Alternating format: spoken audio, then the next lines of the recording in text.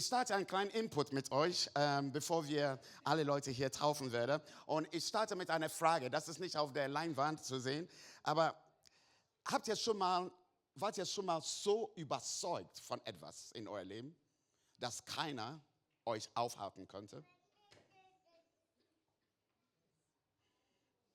Einige von euch denken, ja, meine Frau, ja, ich war so überzeugt, sie zu heiraten, ich auch. Ja, das war eine von den Entscheidungen, wo ich sagen werde, ja. Aber manchmal, man ist so überzeugt und Leute, die dich kennen, zittern im Bauch, weil die denken, nein, es könnte ein Fehler sein. Kennt ihr das, ja? Ja, so ist es wie, man will etwas, man ist überzeugt, man sagt, keiner kann mich aufhalten. Und dennoch, das sind manchmal Leute, die denken, ja, aber wir haben einen weiteren Blick über dein Leben und das ist keine gute Entscheidung. Aber manchmal ist es gut, überzeugt von etwas zu sein und wir wissen genau, das ist gut, das ist super. Und eins kann ich euch garantieren, wenn Leute sie sagen, ich will mich taufen lassen, basiert auf meinem Glaube, ist es eine heftige Entscheidung, die Ewigkeit wert hat. So, ich habe euch verraten, eine von den besten Entscheidungen, die ich treffen konnte, war, meine Frau zu heiraten und mit ihr eine Familie zu gründen. Aber da war noch eine andere Entscheidung, die ich getroffen habe. Ich war 16 Jahre alt und da habe ich mich entschieden, Jesus soll das Steuer meines Lebens haben. Ja, kennt ihr das? So manchmal man weiß über Jesus, aber man gibt ihm nicht das Steuer, um zu leiten. Man sagt, geh mal lieber im Kofferraum, wenn ich das brauche, ich hole dich raus. Ja, so war ich unterwegs, weil ich war religiös unterwegs. Meine Eltern haben mich manchmal in die Kirche genommen und ich hatte Spaß in der Kinderkirche manchmal da gehabt. Aber das war nicht so, dass ich sagen könnte, Jesus, du sollst das Sagen haben über mein Leben. Ich habe nur gedacht, wenn ich was will, dann komme ich zu dir. Aber mit 16 war eine Entscheidung, die ich getroffen habe. Und ich weiß, das sind 17 Leute hier, die diese Entscheidung auch getroffen haben. Später mehr zu meiner Story, okay? Meine erste Frage, so ich habe 3 Fragen, die wir versuchen werden, mal durchzugehen, um uns zu orientieren. Weil ich weiß, einige wissen von Taufe, wissen von Babytaufe, wissen von Konfirmation und alles Mögliche. Aber ich will euch hineinbegleiten, in woher kommt überhaupt die Taufe. So, einige wissen auch, dass wir Kirchenväter hatten, ja, in unserer Historie. Und das sind einige Kirchenväter, die einiges geschrieben haben über Sachen, die so wichtig sind. So wichtig sind für Menschen. Und wir haben jemanden wie Augustinus, er sagte hier, die Seele des Kindes ist durch Erbsünde befleckt. Die Taufe wäscht sie rein. Jetzt wisst ihr, wieso manchmal Leute denken, hey, mein Baby muss schnell getauft werden, weil das war der Gedanke damals schon, der Taufe wäscht sie rein. Nicht ganz richtig, nicht ganz richtig. Wir werden später dazu kommen, so was die Bibel aussagt. Aber wir haben unser bekannter Martin Luther, was sagt er? Es ist nicht einfach Wasser, sondern Wasser verbunden mit Gottes Wort und Befehl. Was er da sagen wollte war, es ist nicht nur, Hauptsache ich tauche ein in etwas. Ja, es ist genau wie Michi im Ibiza, weißt du, ich schwimme einfach am Strand. Nein, er sagt, es ist nicht nur Wasser, aber da ist ein Link, da ist ein Connection zu das Wort Gottes, da ist ein Connection zu etwas, die Jesus ausgesprochen hat und ein Befehl, die er ausgesprochen hat. Johannes Calvin, auch eine Person, der einiges geschrieben hat, er sagte, Taufe ist ein Siegel dafür, dass wir zu Christus gehören und gereinigt sind. Wow. Wie ein Papa. Ja, so. Wir gehören zu Jesus. Was sagt die Bibel? Was ist Taufe überhaupt? Der Bibel als Griechisch, ja, man nennt ein Wort, was ist Taufe? Und das altgriechische Wort für Taufe ist Baptizo. Sagt mit mir. Gerne, ihr sagt ja viel besser als ich. Genau. Ja, so. Ist da jemand aus Griechenland hier? Ja. Baptizo, okay. Was bedeutet das? Es bedeutet untertauchen, eintauchen, versinken. So, das heißt eigentlich, wenn wir die Bibel lesen, Neues Testament, und man redet über Taufe, dann man denkt viel mehr an eine Menge von Wasser, wo jemand untertaucht oder eintaucht oder versinkt. Gott sei Dank, der Person kommt wieder hoch. Ja, aber das Bild von dieser Sprache war etwas, die in Wasser reingeht und rauskommt. Das Heftige, Freunde, ist, das ist wie ein konstruktives Wort. Das heißt, man denkt, die Person geht in ein Wasser hinein oder ein Tuch. Ja, so für Leute, die aus Ghana kommen, man kennt Tie and Dye. Tie and Dye, das heißt, man nimmt ein weißes Tuch, man macht Knoten an diesem Tuch und man tauft dieses Tuch irgendwo in ein braunes oder schwarzes oder blaues Wasser. Und wenn man dieses Tuch rausnimmt, dann man merkt, ist alles blau. Aber die Knoten bringen ein gewisses Design in diesen Stoff. Man kann das nicht mehr rückgängig machen. Ja klar, wenn man so ein bisschen Chemikalien und so nutzt. Aber das ist der Gedanke von Taufe. Etwas geht in ein Wasser hinein. Dieses Wasser hat eine Substanz und es verändert das Leben von der Person. Freunde, welcome to your new world. Ne? So, wir gehen im Wasser hinein und etwas wird neu in unser Leben hinein. So, come on. Ich freue mich, weil manchmal wir denken, wir sind gut genug. Aber warte, bis Jesus uns packt. Und dann zeigt er uns, wie er unser Leben noch besser und verändern kann. Eine Bibelstelle, die das so ergänzt, ist in Apostelgeschichte 8, wo Apostelgeschichte wurde von einem von den Jungs geschrieben, Lukas. Er hat so eine Arztausbildung da studiert und er war sehr genau in seinem Schreiben. Und er berichtete von 2 Leuten, die sich getroffen haben, irgendwie auf einer Autobahn unterwegs. Ja, so, das war keine Autobahn, aber die waren unterwegs. Und das ist Philippus und ein Beamter.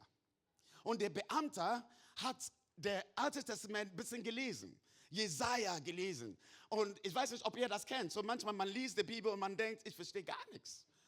Ja, was will er mir sagen? Und genau so war er unterwegs. Er dachte, ich lese, ich verstehe gar nichts. Und dann kam Philippus und hat ihm Sachen erklärt, was das Alte Testament über Jesus gesagt hat. Und dieser Beamte sagte, wow. Und dann schließlich, sie kam zu einer Wasserstelle. Und dann sagte dieser Beamte, dort ist Wasser. Sprich etwas dagegen, dass ich jetzt gleich getauft werde. Du musst mal vorstellen, von einem Gottesdienst irgendwo in ein Auto, ja, irgendwo unterwegs. Und er hatte so ein Aha-Erlebnis. Und er dachte, der next step, weil ich dieses Erlebnis habe und diese Erkenntnis habe, ist Taufe.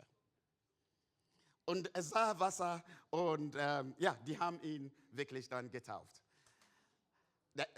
Jesus hat das auch Menschen getauft. Ich weiß, einige Christen denken nicht. Ja? Die denken einfach, dass Johannes der Täufer hat Leute getauft. Aber Jesus selbst hat Leute getauft. Johannes 3, dann lesen wir, Jesus und seine Jüngern haben Jerusalem verlassen. Sie blieben aber noch eine Zeit lang in Judäa und tauften dort. Jesus hat einige Buddies dabei. Und während er gepredigt hat, Leute haben gehört und die haben geglaubt. Und Jesus sagte, hey, es lohnt sich ein bisschen hier noch zu bleiben. Ja? Einige sind zum Glauben gekommen, ich will sie dann taufen. Und hier der Bibelstelle beschreibt, da war reichlich Wasser und deswegen, die gingen dann in Wasser hinein, um sich dann von Jesus und seinen Jungs getauft zu werden. So, Jesus hat Menschen getauft, auch Johannes der Täufer hat Menschen getauft. Jetzt zu meiner zweiten Frage. Worum geht es überhaupt bei Taufe? Taufe ist kein Bad, sondern ein Bekenntnis. Ist ein Bekenntnis. So, von unseren Taten, wir bekennen etwas, die sehr tief theologisch und in unser Glaube zu sehen ist. Taufe rettet dich nicht. So ist es nicht so, dass wir sagen, wenn du jetzt im Wasser reingehst und du dich taufen lässt, dann bist du gerettet. Nein. Jesus rettet uns. Jesus rettet uns und er rettet uns durch sein Evangelium, dass du das verstehst. Er ist am Kreuz für dich gestorben, um deine Sünde, die uns getrennt hat von Gott, wegzunehmen, dass die Verbindung zu Gott wieder neu entstehen kann. Wenn man das glaubt, dass Jesus das für sich selbst, für mich getan hat, das ist der Step. für Rettung. Der Glaube an was Jesus getan hat. Taufe vergibt auch nicht unsere Sünden. Wie manchmal einige von die Leute geschrieben haben, ja, da ist eine Erbsünde, auf jeden Fall, aber es wird nicht rein durch eine Taufe. Es ist Jesus, der uns vergibt. Kann jemand erstmal Amen sagen? So, Leute, die immer noch sündigen, wir wissen, dass Jesus uns vergibt. Und ich glaube, da ist keine Person hier in diesem Raum, der sagen könnte, hey, ich sündige nie. Aber die Frage ist, haben wir, jeder von uns jemanden, der sich vor Gott kommen kann? Hat jeder von uns jemanden, der sagen kann, er hat mich vergeben und er wird mich immer noch vergeben.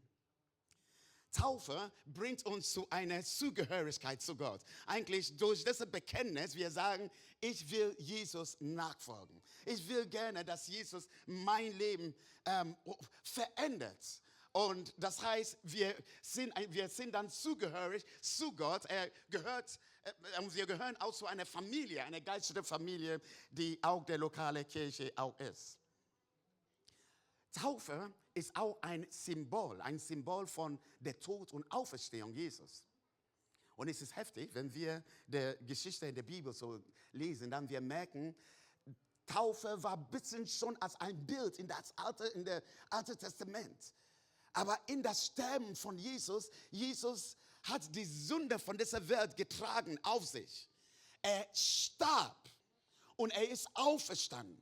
Und man sieht das schon von der Bildsprache. Er starb. Die Leute gehen im Wasser hinein und die verlassen ihr altes Leben und die stehen auf zu ein neues Leben. Es ist heftig, wie der Bibel solche rote Faden so hat durch die ganze Alte Testament und Neue Testament. Und ich glaube, jeder von uns und jeder von euch, der jetzt heute entscheidet, in das Wasser hineinzukommen, dann ist es ein Bekenntnis zu Gott. Ich gehöre dir. Aber zweitens, mein altes Leben ist vorbei.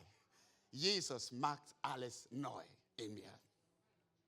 Taufe hat was mit auch Gehorsam zu tun. Leute wissen auch, wenn wir sagen, wir folgen Jesus nach, dann wir versuchen zu lernen, was tat Jesus? Okay, was tat Jesus? Und wir haben gemerkt, Jesus hat sich selbst taufen lassen. Er ging im Wasser. Er ging selbst im Wasser. Er war 30 Jahre alt. Er ging selbst im Wasser. Das heißt, er sagte, hey, ich, der Sohn Gottes, der eigentlich alles weiß. Ich will mich unterordnen und ich will das tun, was alle Menschen tun sollen. Wenn ihr mir nachfolgt, dann ich glaube an, was ich jetzt tue. Und ich gehe durch dieses Wasser, durch diese Taufe. Und er tat das für uns. Dritte Frage und dann bin ich hier dann von euch. Dann seid ihr befreit, ja? Die Frage ist, wann soll ich mich taufen lassen? Sehr gute Frage. Sehr gute Frage. So, das sind unterschiedliche Geschichten, die ich manchmal höre. Manchmal Leute sagen, ey, Victor, ich will mich eigentlich taufen lassen, aber ich bin nicht gut genug. Und manchmal, wenn man das sagt, dann manchmal man denkt, ich kann mich besser machen und reifer machen für Taufe. Aber Freunde, wie viel von uns können uns selbst besser machen? Wir brauchen einen Retter, die uns rettet aus das Böse und unser Leben verändert. Weil besser machen ist nicht nur eine bessere Benehmen, ist eine innerliche Veränderung, die geschieht in uns, die eine äußerliche Wirkung hat. So, ich kenne das auch. Ich habe Kinder und manchmal, ich wünsche mir, dass sie gut sich benehmen. Aber das heißt nicht, dass sie von innen drin verändert ist. Wenn ich nicht zu Hause bin, die sagen, hey, die Party geht da los. Okay, jeder von uns will gerne, dass wir Menschen haben, die von innen verändert sind. Leute, das ist, was Jesus will. Er will uns von innen nach außen eine Veränderung in unser Leben hineinbringen. Das kann kein Mensch. Kein Disziplin dieser Welt kann das reinbringen. Es ist etwas, die Jesus in uns hineintut und etwas Neues in uns hervorruft. Eine andere Sache, die ich manchmal höre, ist, ja, ich habe nicht genug Glaube. Ja, ich auch. Ich auch. So, wer hat genug Glaube, Leute? Und was ist der Maß von Glaube, die wir haben können? Ich meine, können wir den Glaube überhaupt produzieren? Nein. Glaube wird uns geschenkt. Und manchmal ist es nur ein kleiner Glaube. Manchmal ist es nicht, ich habe die Bibel verstanden und alles ist klar. Nein. Aber manchmal ist es nur ein Glaube, dass ich einen Retter brauche. Und dieser Glaube reicht voll aus, dass Jesus unser Leben verändert. Leute, Taufe. Was ist Taufe? Wenn du an Jesus glaubst, dann ist Taufe dein nächster Schritt. Wenn du an Jesus glaubst, dann Taufe ist dein nächster Schritt. Wir lesen von den Bibelgeschichten, dass der Fundament von Taufe ist Glaube. Aber es endet nicht nur in der Glaube. Der Glaube hat etwas mit einer, hey, ich glaube, Jesus kann das besser. Jesus kann alles neu machen. Deswegen, ich drehe mein Leben um, ich tue böse, ich kehre um. Wo ich unterwegs war, da will ich nicht mehr unterwegs sein. Ich will Jesus der Steuer geben. Er soll ein bisschen lenken. Er soll eigentlich mein ganzes Leben lenken. Und das ist Umkehr. Und nach der Umkehr ist eigentlich, hey, ich habe mich entschieden, mein Leben soll Jesus leiten, ich lasse mich taufen. Und dann ist ein neues Leben, die da beginnt. So, dies sind eigentlich die vier Sachen, die wir in der Bibel so sehen. So in meinem Leben selbst, ja. Leute wissen das gar nicht, aber ich war nicht so lieb zu Leuten. Ich war wirklich nicht. So, ich habe mich gefreut, wenn ich Leute gekillt habe und verletzt habe. Ich hab Leute geschlagen manchmal und gelogen manchmal und Dinge getan, die nicht in Ordnung waren. Und wie oft in meinem Leben habe ich aufgestanden und habe gesagt, ja, jetzt, ich mag das nicht mehr, ich mag das nicht mehr. Wie oft haben Leute mich erwischt und mich bestraft und haben gesagt, hey, hör mal auf. Und ich konnte nicht aufhören. Lügen war eine Professionalität für mich. Und da war eine Zeit, wo ich einen Christ geschlagen habe, einen Jesus-Nachfolger geschlagen habe. Und Leute, das war ein Fehler. Ich meine, wenn du kein Christ bist, ja, und Jesus gar nicht kennst, leg dich nicht ein mit einem Christ, okay? Das war ein Fehler. Wieso? Weil dieser Christ hat mir ständig Liebe gezeigt. Ich dachte, ich tue ihm was Böses. Lass mich in Ruhe. Nein, er kam zu mir und hat mir Liebe immer wieder gezeigt. Und ich war aggressiv drin. Deswegen bin ich in seine Kirche hineingegangen, um ihn wieder zu schlagen.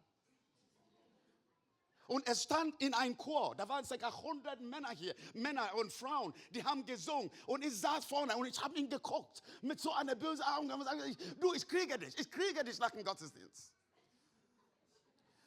Und ich habe ihn auch gekriegt nach dem Gottesdienst. Und ich habe alles getan, um ihn zu verletzen und zu sagen, hey, das ist das letzte Mal, dass ich dich sehe. Und ich war ca. 3-4 Meter von ihm entfernt. Und ich wollte nach Hause gehen. Und er rief. Und er sagte, Victor, sehen wir uns nächste Woche. Freunde, das ist eine Liebe, die ich nicht verstehen konnte. Der nächste Woche bin ich nicht alleine gegangen. Ich bin mit meinen Buddies hingegangen. Ich habe gesagt, wenn, dann schon. Wir zeigen alles, was wir haben. Aber in diesem Gottesdienst, etwas ist wie meine Augen sind geöffnet. Und ich dachte, etwas stimmt gar nicht. Ich fange an zu heulen. Nein, ich bin hier, um zu kämpfen. Ich bin hier, um mein Ziel zu erreichen. Und dann sagte der Pastor, hey, wer Jesus kennenlernen will, bitte komm nach vorne. Und ich wusste, er meint, ich muss nach vorne kommen. Da waren Tausende von Leuten da. Aber ich wusste, Gott wollte mich von innen verändern. Freunde, an dem Tag bin ich nach vorne gegangen. Ich habe Jesus gesagt, hey, nimm das Steuer meines Lebens. Ja, und mit 16 habe ich mich dann taufen lassen. Und Freunde, das war mit 16, ja. Und mal ehrlich, meine Eltern haben mir damals gesagt, was machst du? Was machst du? Wir haben dich als Baby getauft, was willst du noch machen? Aber von Anfang an, ich habe euch gesagt, etwas zu machen, wo du so überzeugt bist. Meine Eltern kamen nicht zu meiner Taufe. Meine Geschwister kamen nicht zu meiner Taufe. Aber ich stand da alleine und ich wusste, das war eine Entscheidung, die mein Leben verändern werde. Freunde, und bis heute, als ich das gemacht habe, ich wusste nicht, dass ich irgendwann nach Deutschland kommen werde und mit euch reden werde über meine Story. Jesus hat damals, als ich 16 Jahre alt war, angefangen, ein neues Leben in mir hervorzurufen. Mein Gebet ist, dass er das mit dir tut. Er tut das auch mit all unseren Täuflingen. Ja. Amen, Amen, Amen, Amen. Freunde, es geht jetzt los, gleich jetzt im Wasser. Aber bevor wir das machen, ich werde gerne mit uns beten und dann übergebe ich das an Michi. Jesus, ich danke dir. Ich danke dir für jede Person, der hier ist. Herr, du kennst uns beim Namen. Und Herr, du weißt genau, wenn wir von etwas überzeugt sind, dann keiner wird uns aufhalten. Aber wir können uns dich nicht selbst so stark präsentieren, dass Leute überzeugt sind, von wer du bist. Du bist fähig, dich selbst zu präsentieren. Du bist fähig, Menschen selbst zu offenbaren, wer du bist. Du bist fähig, Leute zu zeigen, wie weit du sie liebst und retten willst. Hey, du hast das mit 17 Menschen hier schon getan. Du hast das mit so vielen anderen Menschen getan. Und deine Arbeit ist immer noch da und du tust das immer noch heute. Herr, wir danken dir für eine offene Tür, die wir dir geben können. Hey, ist egal, wie weit diese Tür ist. Ich weiß, dass du hineinkommen kannst und hineinkommen willst. Und du bist ein Gott, der uns verändern willst von innen nach außen. Wir danken dir, Herr, dass du gerade hier bist. Leite du uns durch diese Symbolik von Taufe in Jesu Namen. Amen.